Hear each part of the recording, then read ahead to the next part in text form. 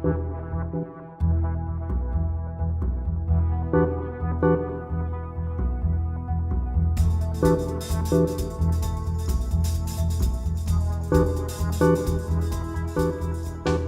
to Season 2 of the Year of the Peer podcast with Leo Batari and me, Randy Cantrell. This podcast is based on a simple truth. Who you surround yourself with matters. Author and keynote speaker Leo Batari and I will discuss peer advantage and interview thought leaders from all walks of life who will share how they leverage peer advantage and show you how engaging your peers more purposefully can hold the key to greater success in business and in life.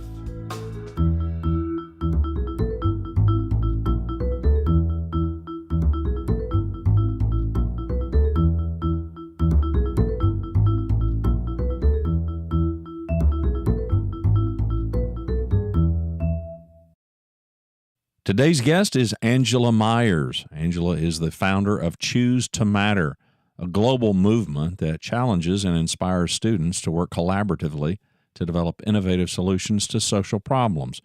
She also has authored 6 books, including Classroom Habitudes and Passion-Driven Classroom, which introduced the concept of Genius Hour in education.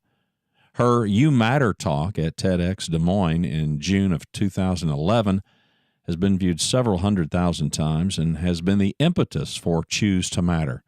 Her powerful message and down-to-earth style has made her a highly sought-after keynote speaker for education conferences, corporate events, and innovation summits. We welcome Angela to Year of the Peer podcast. Well, she's the person who made mattering a verb, and she is our first guest for Season 2, Year of the Peer. We're glad to have her back. Angela Maiers, welcome. I am so happy to be back. I'm so honored. This was one of my favorite podcasts for the whole year for me. So this means a lot. So thank you. Well, we appreciate. What was really fun was, of course, you and I met for coffee. Yes.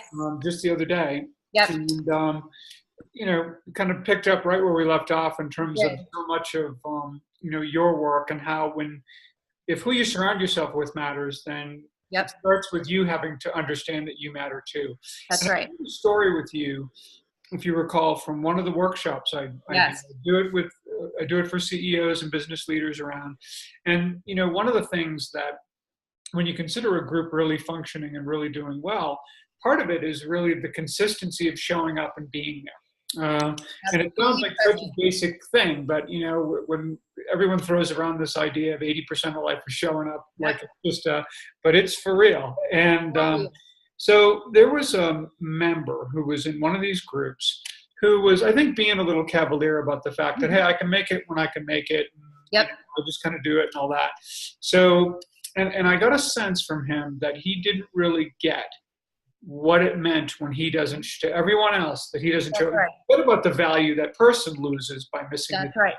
But how it impacts everyone else. So I'd actually asked, I kind of stopped down the workshop a little bit and I asked everyone around the table to tell this particular gentleman what is lost when you don't come to a meeting. And I have to tell you, it was one of the most powerful things I've ever seen because he just never really thought of it that way and thought of himself that way.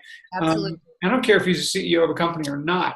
In the context of that meeting, he didn't get how much of a difference his presence made, and he didn't know how much he mattered.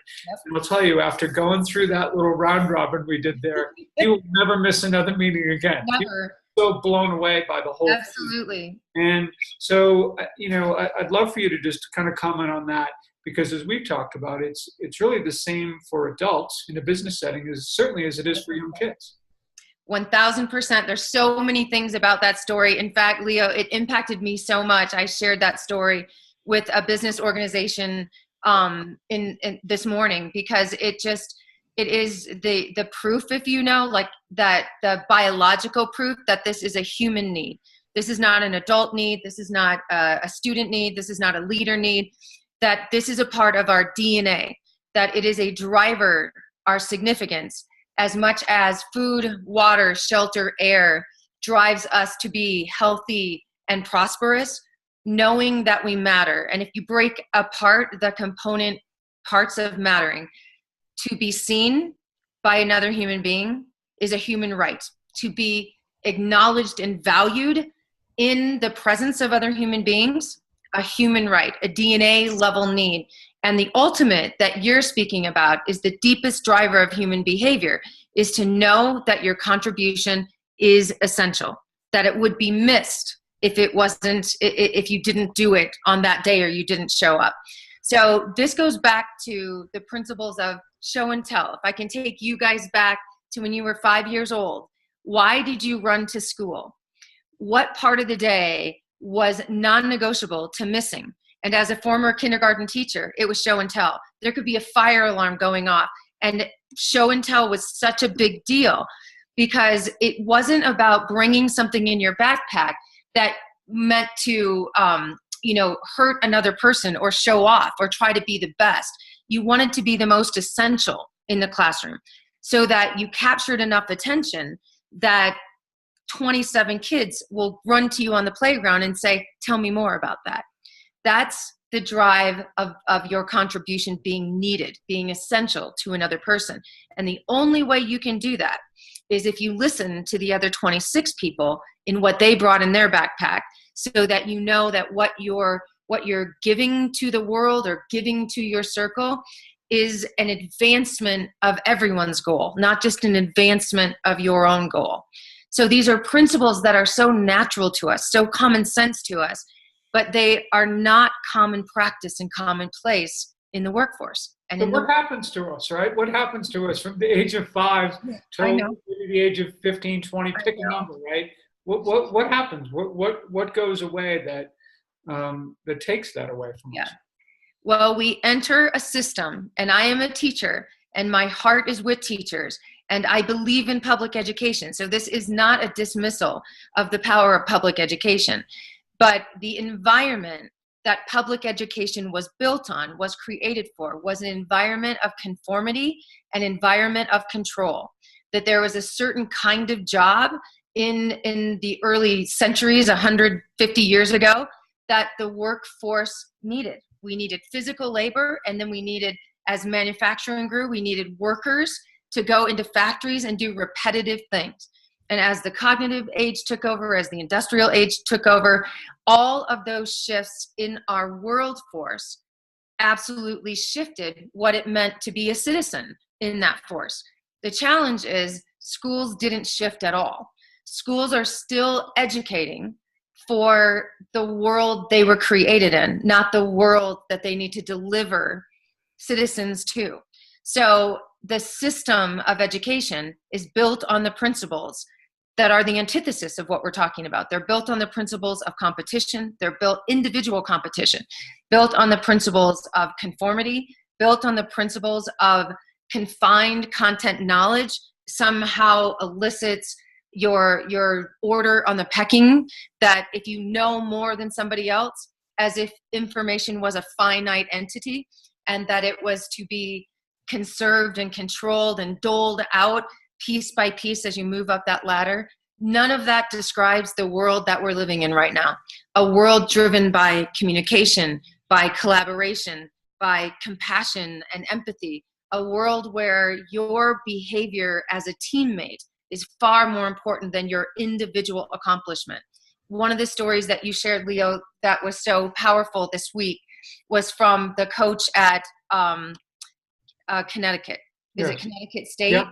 No, University of Connecticut. Yeah, University of Connecticut, the basketball coach, and the way that they determine if the player is going to be a qualified member of the team isn't simply that they can bounce the ball or dribble fast or make baskets. Those are all sort of givens. Like if you're going to be an astronaut, you better know science and math. Like that's not a big differentiator. But the differentiator was how that person acted when their spotlight was over, when they went back and sat on the bench, and how they paid attention to the other players, how they cheered them on, or if they had the mindset that, yeah, I'm done, I'm over, that's all that matters, and I'll just go rest. That's not a teammate. That's not somebody that's going to advance the mission of the team. And I think that's a big differentiator, that you have this built up unintentional arrogance by individuals who've played the game of school, this false sense of security that I did okay, and that it is only my behavior that will determine my success. what is fundamentally changed about this connected world and advanced by technology is that it is not your behavior. It is how your behavior impacts and elicits the people that you will be collaborating with, teaming with, a part of. And that's a very different preparation for school than being in a desk in row trying to get the highest score in the land. So Randy, as you were listening to, because you and I, roughly the same age, you were educated in the South, I was educated in the Northeast.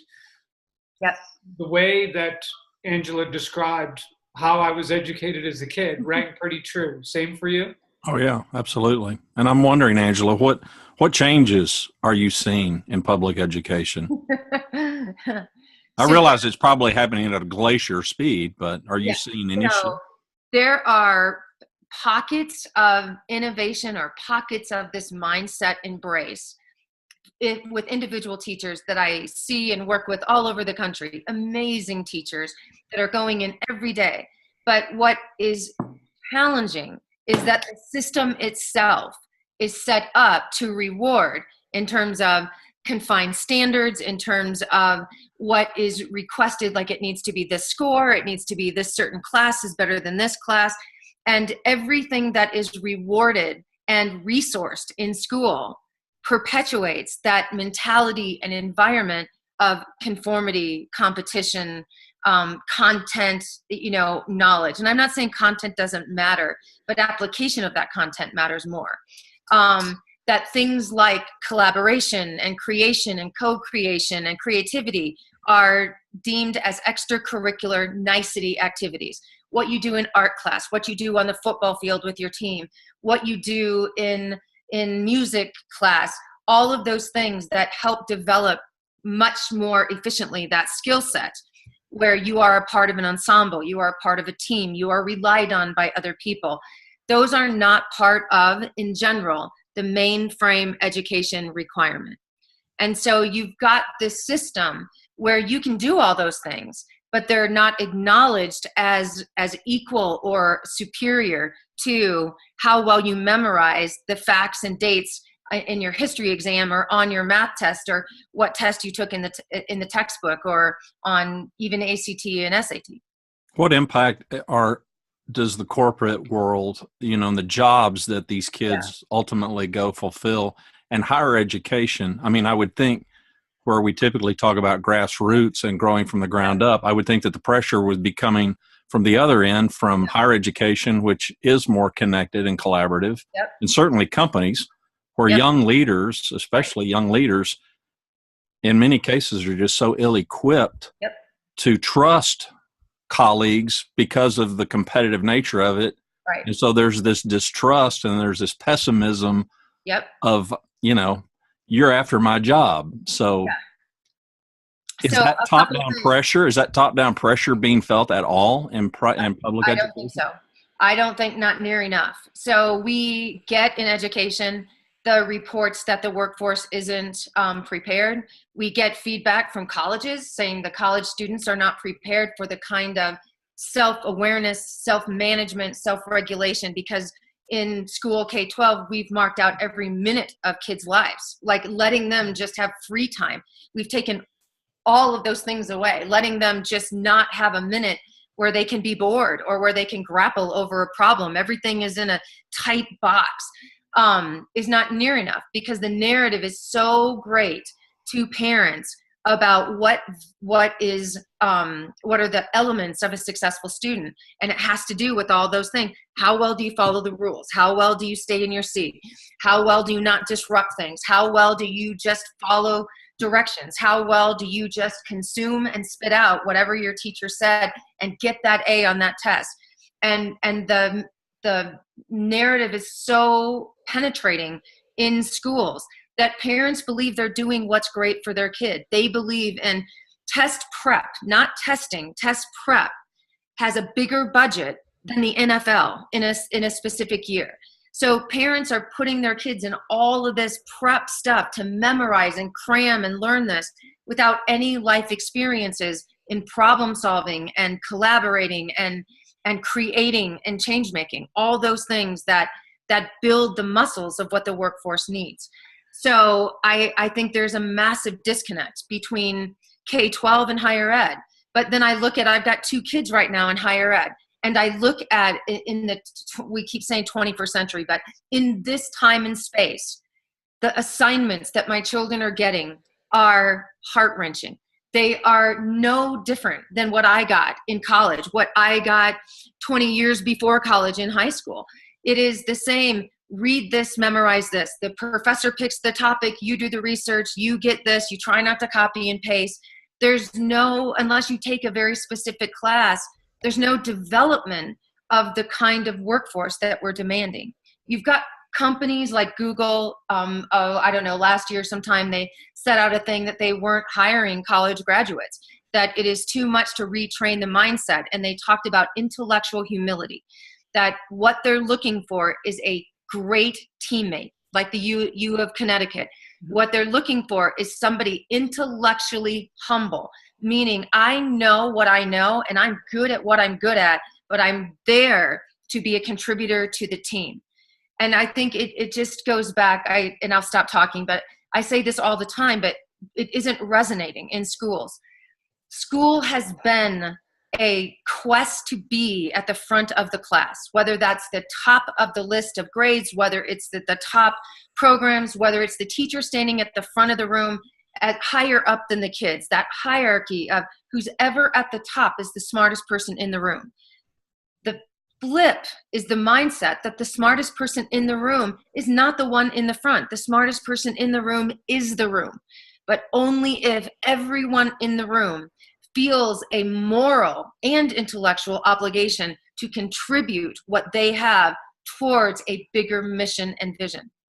And it takes an extraordinary kind of leader to create an environment that demands that across the key content areas: math, science, literature, history, government, all of those. You see that kind of mindset in art, music, PE, the football field, but not in core classes.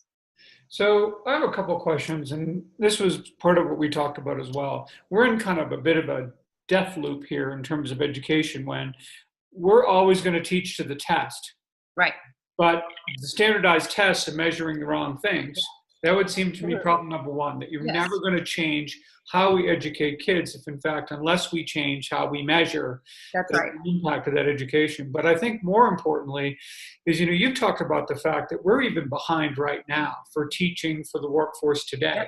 What we all know is that the next 10 or 15 years, it's going to change again, and that change is going to be big. Absolutely. And I'm wondering, from an education, from a public policy standpoint, from all of this, how in the world are we going to prepare young people, out of this knowledge-based, kind of memorization type of education into something where we've got people who have curious and great critical thinking skills and good, strategic thinkers and systems thinkers and all of that. How is that? The transformation to me seems not impossible, but it seems daunting. A glacier. Yeah. So Leo, this goes back to something you and I spoke about earlier, a huge passion of mine, because I began my career in early childhood. I began my career actually working with families 0 to 5 before they even entered school, and the importance of creating an environment in the home before they entered school. So what you're speaking about is there are some programs, there's some things that help kids get internships and help get them, to encourage volunteerism and getting out in the community. But they, again, are few and far between, and almost all of them are targeted at high school students. And my contention is, if you start at high school, the amount of unlearning and relearning that has to happen is so tremendous that it is just a massive, massive challenge to rearrange the mindset, the practices, the habits that the kids have adopted being successful, especially the successful ones. I am not worried about the kids that struggle. They have multiple strategies. They are survivalists. What I'm worried about is the valedictorians, the ones that have the puffy heads walking around like, I'm an A student and my son's an honor student and they're an honor roll. And I'm not dissing, the discipline it takes to get an A, because that's a muscle too. But the sense of full security, like the world is just going to roll out a red carpet because I was on honor roll or I was on the dean's list, when that means nothing. It means that you play the game really well. So I believe the best case scenario, the best chance that we have is entering in kids' lives the what do I want to say, the reassurance and the feedback to them that the traits they come to school with, and I'm speaking specifically about 5-year-olds. There's mass research done at Harvard Project Zero, research I've done, research up and down about the consistency of 5-year-olds all around the globe, no matter what language, no matter what demographics, no matter what zip code they come from. They come with all of what I call the habitudes, the habits, mindsets, disposition, and attitudes that the workforce and the world desperately needs. Specifically, they are fiercely curious. They are absolutely embodied with passion. They are diligent and persevere. It may be about dinosaurs, or it may be about trucks. It may be this really obsessive topic, and we write it off as an obsession. That's a characteristic trait of a successful genius, a deep, deep knowledge and commitment to one area. They are adaptable like no tomorrow. Their imaginations are at the highest level, and they have everything that we are one. They embrace with compassion and empathy and awe everything they encounter in the world.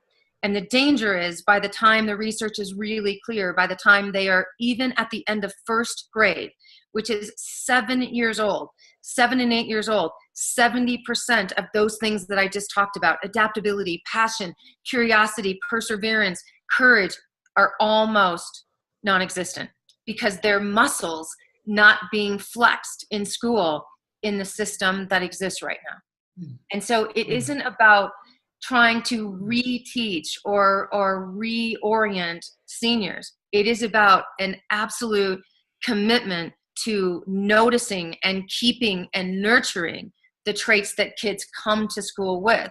And school should be the practice of all those habitudes. Wow. Not the disappearance of them. 2 years in school defeats all of those things. Yes. What a sad comment. I said no. And there's not a parent out there that needs to read this research. I hear from parents every single day. If you have a child yourself, what is the difference in passion, in curiosity, in general awe of the world between a kindergartner and a 4th grader? Between a 4th grader and an 8th grader, between an 8th grader and a college student. I did those, pictures where my kids are sitting on my front porch. Here's your kindergarten, first day of school, second day of school. The first day of school pictures, they were filled with hope. They were smiling. They literally slept in their backpacks. They ran to school. And I could see in my kids' eyes all the way through that, the fire, the soul, the passion sucked out of their faces, and telling them it was the first day of school, they're already counting down to when is this over? When is this nightmare prison sentence over? And they count the days as if they were prisoners and they were released, 160 days later. So you're in a time machine, and your kids are 5. Yeah. And what would you do differently now as a mom? I would reinforce, because here I'm researching this. I wrote a book on passion, and I never asked my son, who I gave up on trying to change my own kids' education. I was verbal about it, and then to the point where my children at middle school didn't allow me to go to conferences because I questioned the teacher, and then they got repercussions of that. So they're like, Mom, you're not going to ask about that. You're not going to ask if they're using technology. You're not going to ask. Just let me do this. And so it came from my kids. I mean, it wasn't me not wanting to advocate. My kids are like, please stay out of school. Please don't talk to my teacher. I was banned. But how can you be a contrarian parent and not cause your kids that kind of grief? That I do not know, because the things I was challenging them with were really relevant things. And I guess the biggest mistake I made was, even though, again, I go back to the difference between common sense and common practice, there's a wide gap. So it's common sense. There's no teacher, no parent that says, God, I want the soul sucked out of my child when they go to school. There's no teacher that wakes up and says, today I'm going to ruin my kid's imagination.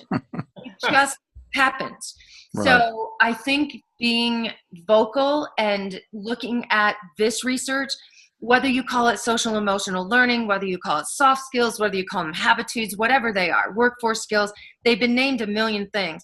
We have to, as a community, stop positioning those in the narrative as extra niceties, as, oh, I hope they get soft skills. I hope they're empathetic. I hope they can collaborate, and understand that I think it is going to be the narrative from the workforce that speaks about this deliberately, intentionally. I don't know what the answer is for the testing monster, because it is a multi-billion-dollar industry. And that it goes back to what Leo said. The test, if that's going to contain and remain to be the final thing. And yet there are changes in at least higher ed. Last year, I wrote an article. I interviewed this, I don't know what the joint task force was, but 141 of the top universities, Harvard, Stanford, Yale, and they came out and said, we are entering, this was in 2016, we are entering a mental health crisis. Our kids are so stressed about the test, about the facts, about getting a certain grade, that we forgot that universities, that education in general is about educating the whole child, educating the citizen in multiple components. And our kids are coming in and they're helicopter parents as nervous wrecks about this score and that. And we're here to say that we are weighting less things like ACT, SAT, all of those things, in an effort to say, let your child learn how to become a productive citizen, a decent human being, a kind soul that serves others. Their passion matters. Their compassion matters. That report went wide. It was called, the article's called Turning the Tides in Education. I wrote it for Huffington Post, did a whole series on this. And yet, even though I say this to a parent, even though I say this to teachers, even though I share the report, there is still a disconnect between what happens on the day-to-day things in school and what's emphasized and what's reinforced and mostly what's celebrated. And perfection and straight A's and I did the best in class, that is celebrated and recognized far more than any of the things that we're talking about. And until that changes, it's human nature to do what you get attention for. You know, and we've talked about this before. I've been really fortunate to have, been teaching graduate students for about the last 10 or 11 years now. It doesn't take long to figure out how damaging grades are to actual learning. All right. Absolutely. And I'll say this on two fronts. One, a student may write a lengthy paper. Yep. And I'll have paragraphs of comments on it. And all they care about is what's sitting on the top of that letter grade. And you're like, you focused on entirely the wrong thing. That's right. I don't care if there's a W there. That's right. You need to focus on it. Here's the things that are going to help you get better at what you're going to do. And then, as we talked about when at Seton Hall University, when we had these 6-credit modules, but we also had 3 2-credit residencies. There was a lot of debate about, grading them, not grading them, and all that. And ultimately, we decided not to grade them because what happened? Everyone works just as hard or harder. They're going to create. They're not worried about grades. They're not worried about. All of a sudden, you really start seeing them flourish. Yes. And the kinds of the work product we used to get. Oh. Time and time again over the course of these weekend residencies was phenomenal. Absolutely. And because it wasn't about grade, it was about we're going to come together. We're going to do the very best. Right. We're going to create something special that we can all be really proud of. And somehow we got to get there. With this external validation of how I did on a particular test. How do I get better every day? Absolutely. So what I did, I got to meet, this was a long time ago, probably a decade ago. I got to meet Ben Zander, and he did a TED Talk called The Art of Possibility, one of the best TED Talks I've ever seen. He's the conductor for the Boston Philharmonic Orchestra. And he has a policy with his students that when you come to his class and you are being developed by him, that everybody has an A. That you have something that is A worthy when you enter this classroom. You do not come in trying to earn your A. What you work toward is keeping that A. So I applied that in my graduate school. I taught teacher, graduates, principal, graduates, and said, because we still have to turn in grades for the university, I said, but here's the deal. We're flipping this. Every single one of you has an A. And together, we are going to come up with a criteria of what it means to keep that A. What does it mean to you in terms of your own obligations, your own obligation to your growth and learning? What does it mean to your teammates and future collaborators? And what does it mean to the mission of this class, which is to develop your ability to lead in your school or in your community further? And we came up with those regulations. We made a rubric of those behaviors, which are all the habitudes. They are, I will be an active contributor. I will create. I will share. I will comment and listen and be empathetic to other people's. We will problem solve together. And if that happens, and these are the activities and assignments that are going to help us get there, that we're going to engage in together. And knowing that they already had an A, it was a game changing, absolutely game changing. And you're still giving a grade. And the teachers would say, you know what, I had to be gone this weekend, or I wasn't able to do that. And it wasn't that I said, you're not here to please me. You're not here. You're here to be a contributing essential member to this group. So it is your obligation to your teammates, to this class, to the commitment that every one of them is putting in. And the level of honesty that I didn't put my whole effort in that, I'm going to give myself a B for that, was self-regulatory. I know I wasn't my best in class. I had this happen. And so I really deserve a B. That is much deeper than if I had them jump through some hoop and I made just this random subjective decision about what's an A and what's a B. And grades are so subjective, because one professor or one teacher could say, oh, you do a bunch of busy work and then we'll give you credit for your grade. So an A is not an A is not an A at the end. An A could be doing, you could take a class in Shakespeare and do the lowest level literal memorization, read 400 pages, answer these questions, do vocabulary. Does that mean you have A-worthy work and you're deeper in your knowledge of world literature or whatever the course is? So I think we've got to get to that level with schools. We're far away. We're far away from that. Part of this unlearning process we have to go through is, I feel like I watched it happen in the doctoral coursework that I did at Northeastern University, because the attitude of the faculty wasn't threatening you with how many of you were going to flunk out.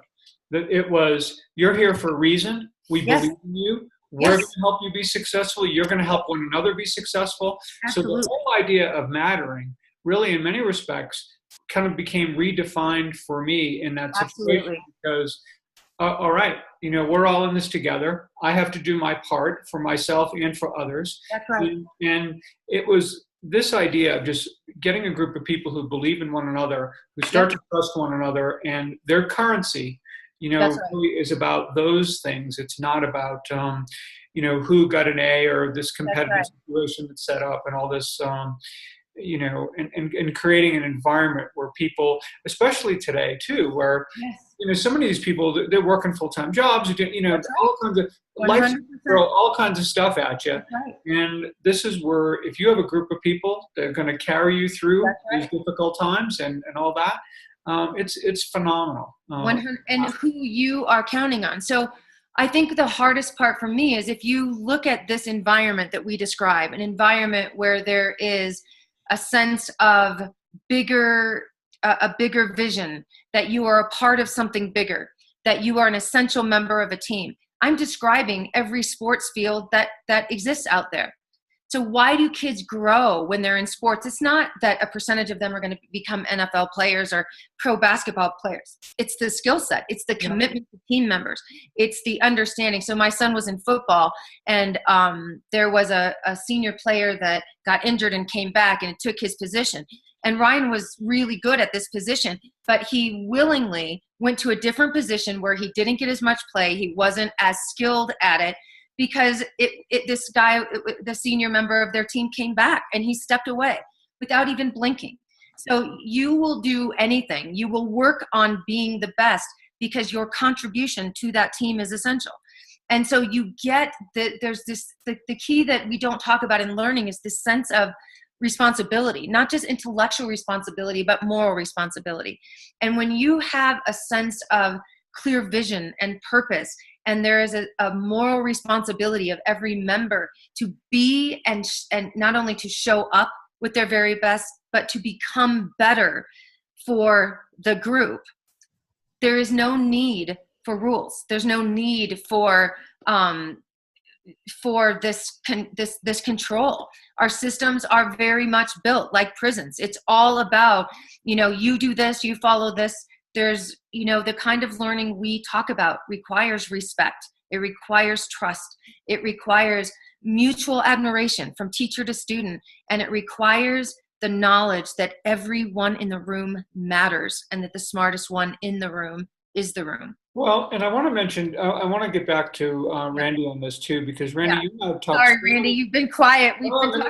But you're good. This and my point, I guess, in this is, Randy, you've talked to me so many times about when you were a young CEO, right? So think about how you were raised in school. Think about what you went through in the workforce. We talk about what's rewarded. Well, what was rewarded in work was individual contribution. It wasn't team stuff. It isn't how you were compensated and everything. But for you, you've said as you've continued to learn more about this space and see things change. I mean, it seems to me that so much of what Angela has talked about today in the way she's framed all of this seems to be among the very reasons that you became so attracted to this idea of peer groups in the business and professional place. Yeah, no, absolutely. And while, and in listening to you, Angela, I mean, I was thinking, and Leo and I, because we're demographically kind of in the same population. Yeah. For me, and I'm curious with you, Leo, the things that I learned that Angela's work really concentrates on were definitely learned outside the classroom, not so much in the classroom. Right. And I didn't live in a day and age, and listen, I love technology, and I completely believe in living in the present world that we live in. But, Angela, you mentioned kids being bored and whatnot. I had a fifth grade teacher. This made a huge impact on me. I had a fifth grade teacher who set up a desk at the back, and I spent a lot of time back there. And my parents told me later, and it wasn't because you were in trouble, but if you did well, you got to spend time back there just on your own, just doing whatever. And she told my parents, they would tell me this later, that I spent more time back there than any student. That was an important space for me, to get back there where I could do whatever I wanted to do, read whatever I wanted to read, draw whatever I wanted to draw. But yeah, Leo's absolutely right. I got attracted to this not because I experienced it, but because I didn't experience it. That's right. And I saw the value of it in the business world. Now, I ran retail companies, and I guess it's a little bit different, or at least my experience was, in that there's so many moving parts to it. And I was always in smaller business, not, big conglomerate kind of stuff. And so the distance between me and where the action took place was not vast. Not vast, right. And so I knew that, these people, I believed as a 25-year-old CEO, the employees came first. That was just intuitive in my thinking. Now, if there was an empathy scale, I would peg it. So that's just my DNA and how I'm wired. Yep. And I'm wired for connection and collaboration. And I know I'm not the smartest guy in the room. If I am, I'm in the wrong room. Which is why I appreciate, the conversation with folks like you guys. But I've got enough self-confidence, and this is a question that I've got, Angela's. How can we get, and whether that's the right word or not, I don't know. Right. But I'm really hung up on that Google phrase, that intellectual humility. Yeah, absolutely. I'm thinking of my own childhood, and I'm thinking of the classrooms that I know. Yep. And I came to know about you through my two grown children who are both educators. So I told Leo, about your work, and I was really attracted. I'd read some of your stuff, and I'm not in education. But, how can you're basically, it seems to me, appealing to the outlier teacher or student, who's willing to, you got to go along to get along, but, can you still, in your own head or wherever, push back and kind of go your own way. Big phrase in entrepreneurship is that the A students end up working for the C and the D students. 100%. It's just how it works. Or the dropouts. The A student works for the dropouts. Yeah. So, and you've got companies, as I said, like Google and other companies that have been blatant about it's like being a dropout as an entrepreneur is a badge of honor, because school is the antithesis of entrepreneurialism. When you have those C words, when I look at like the difference between, I do a lot of audits where I've asked to come in and I'm looking to analyze the implementation of technology. And the mindset in many schools is that if you've got tech, or you got a lot of tech in your school, then you're an advanced school, you're an innovative school, when they don't understand that innovation is a mindset. It is a mindset and a commitment to contribution. It's a commitment to discomfort. So everything that you do in schools is to make things easier for kids, and it isn't. There's a mass amount of discomfort and conflict that come at the foundation of true collaboration and true innovation, but conflict in a way that creates dissonance that moves you forward by bringing in different perspectives, different angles. And that requires you to use technology in a lot different way. We are using technology in schools for the wrong C's. We are using it to control content or to deliver content. We're using it for correctness, to assess a test, to assess a score. We're using it for classroom management, because that's the mindset. You've got to manage kids. Just that. You've got to control them. You've got to have them conform to the rules. When you have an environment built on trust, built on respect, where the DNA of mattering is in everything that you do, then you don't need to manage anything.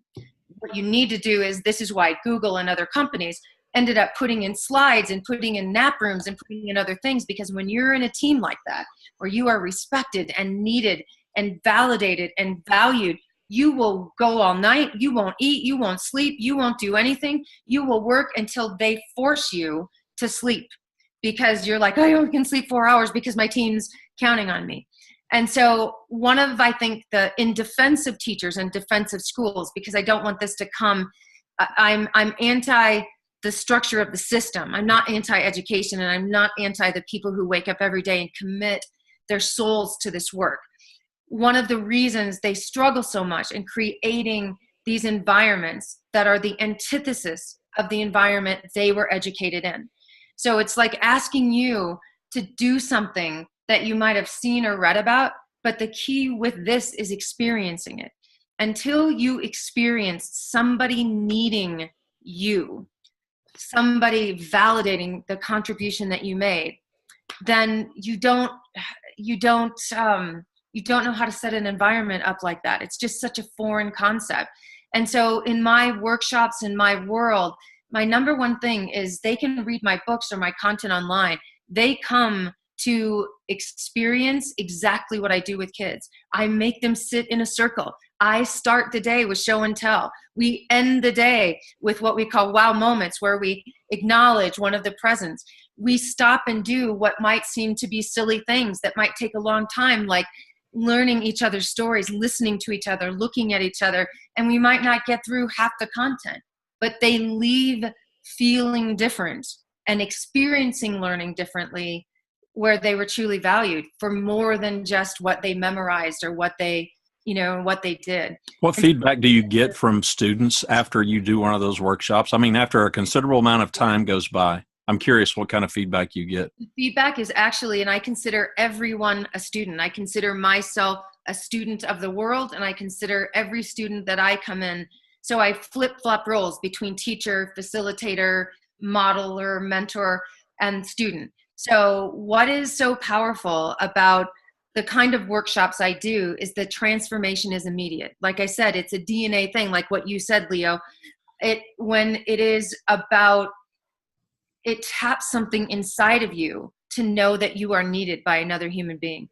And what is amazing is that this kind of transformation is immediate, it's permanent, and it's almost always free. Something as simple as having people sit in a circle. So when I come in, I make organizers crazy. If it's in theater seating or theater rows, the first thing I do is I come and I get rid of all the rows. I get rid of all the desks. I put all the chairs in a circle. And so you've got CEOs coming in, you've got really like, executives coming in, you've got principals and superintendents coming in, and they're like, I'm going to sit here and I'm going to be a passive recipient of what you have to say, and you better entertain me. I have zero responsibility in entertaining my audience. They are not my friends. I do not need to win them over to like me. I need them to be and play a different role in their own learning. So I hate those evaluations at the end where it's like, well, what do you think of the speaker, whatever. It isn't about them evaluating me. It's about evaluating themselves. Did you contribute your full self? Did you take risks? Did you ask questions that needed to be asked that pushed the conversation forward? Did you challenge another in a compassionate, empathetic way? How did you disagree? What strategy did you use? And it flips the whole sense of who owns the learning on its head. I'm not the keeper of the learning. Learning is an inside-out job. And so it is about emotional labor, the amount of vulnerability, of courage, of compassion that you're willing to give to another person. And even if you don't like the topic or you don't like me, it doesn't matter because it's not about me. It's not about what I'm saying. It's about your changing role. And even as adults in training, it's a passive act. Learning is everything but a passive act. One of the, and I mentioned this to you when I first saw you yesterday, is, we had some incredible guests last year. And I don't mean this, and they were all really good in their own right. But there wasn't any guest where I felt that immediate transformation after the podcast we had. And I know Randy feels the same way.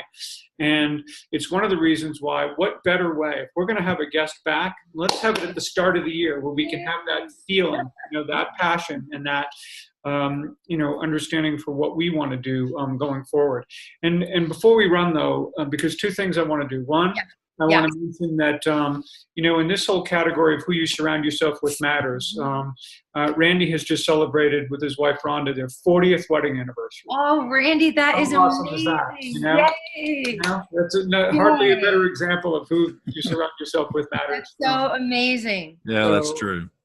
So that's good stuff. And then it's true for me. It may not be true for her. No, it's true for her. That's amazing. But that's a triumph. One of the things too that we always want to do, at the end is, and really, being so grateful for your time that you've spent with us and our audience, is tell us kind of what's next. What's up? What do we need to be looking for from you in terms of anything you've got coming out, or where we can see you, or what this year holds for you in 2018?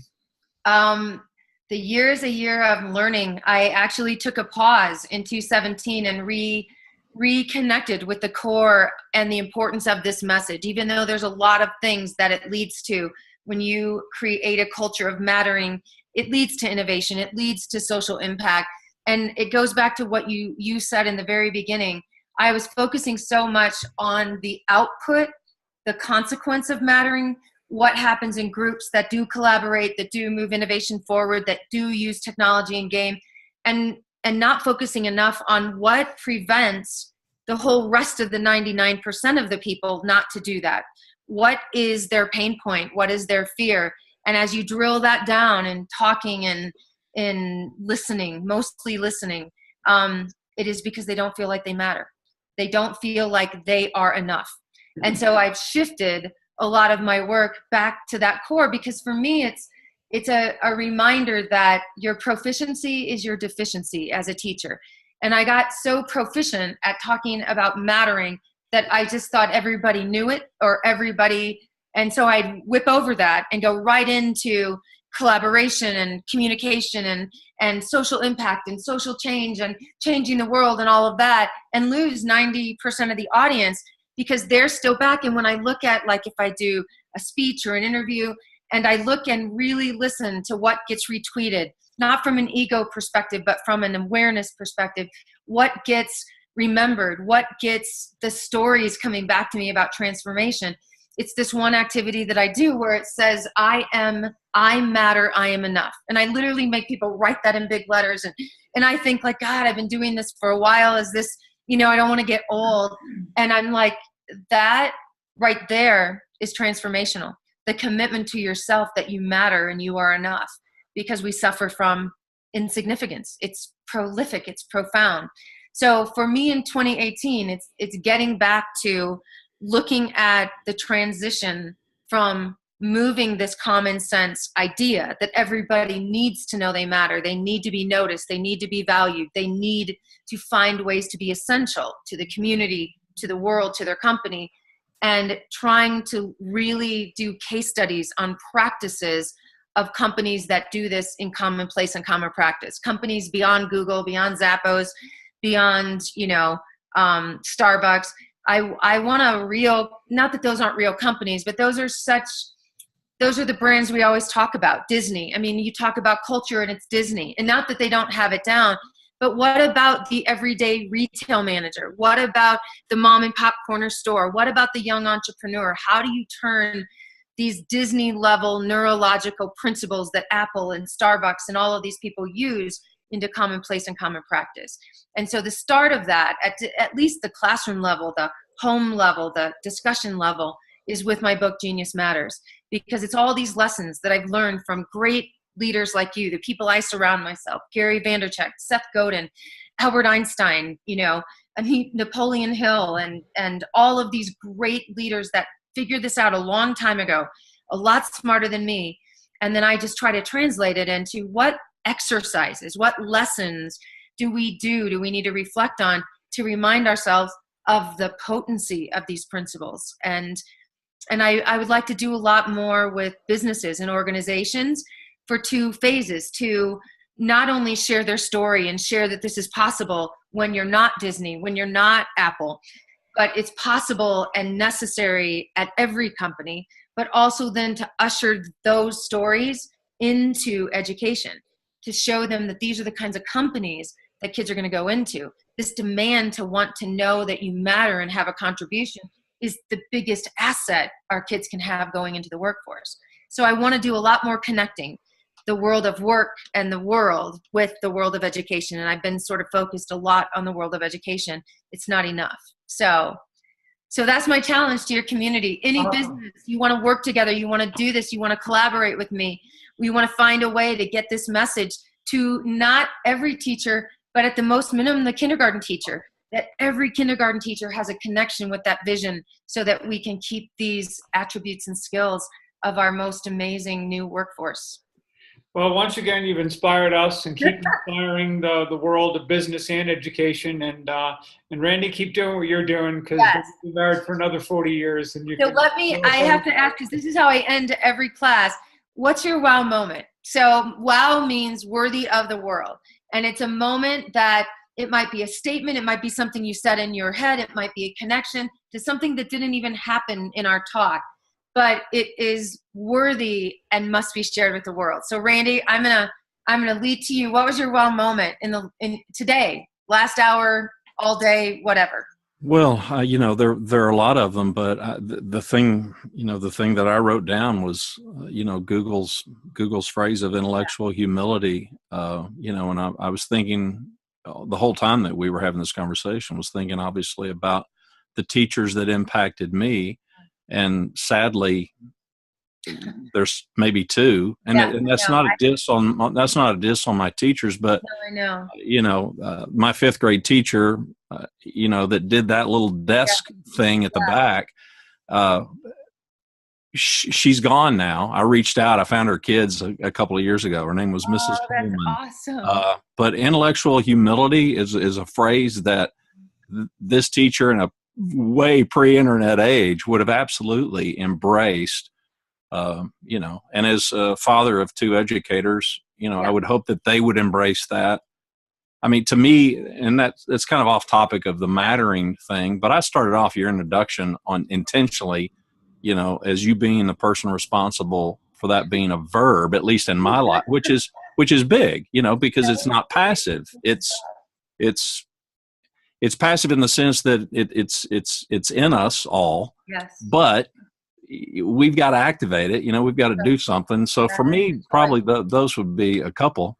That's wonderful. Leo, how about you? Any wow moments? Yes. My overall wow moment was having a role in bringing this podcast to our audience today, because I think that it is so jam-packed with things that are relevant for our kids, relevant for ourselves, relevant for all of the people with whom we surround ourselves, that I just can't wait to get this up and posted and for everyone to have a look at it. So thank you for giving me that wow moment today.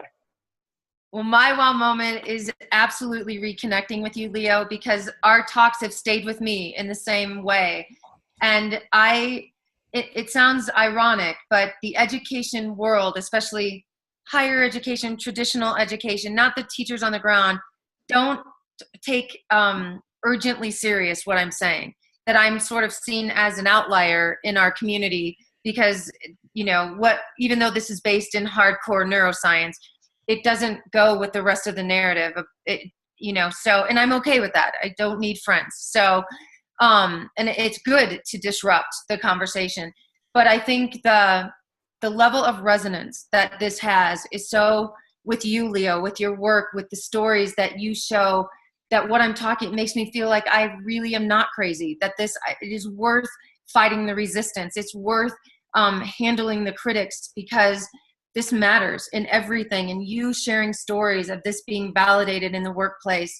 And it is my hope and my challenge publicly to you that we have a moral obligation to keep these connected stories going, to take what I'm saying, and I want it tested in the real world. I want it to be challenged. And if it's not holding up, then I don't want to talk about it. And to move forward in some way, I don't know what it'll look like, but to advance this conversation to even more action. So you guys are my wow moment. So thank you so much for having me back. Angela Maiers, you matter a whole lot. And thank you. You matter too. Bye, everybody. Have a great day, okay?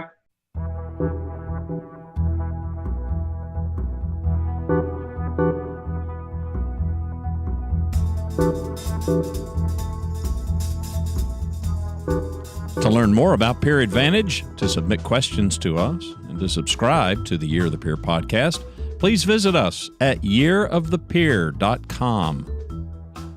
Year of the Peer podcast is hosted by Leo Batari and me, Randy Cantrell. Our music is Vibe Ace by Kevin MacLeod, licensed under Creative Commons by Attribution 3.0 license. Thanks for watching or listening. We hope you'll share the podcast. Until next time.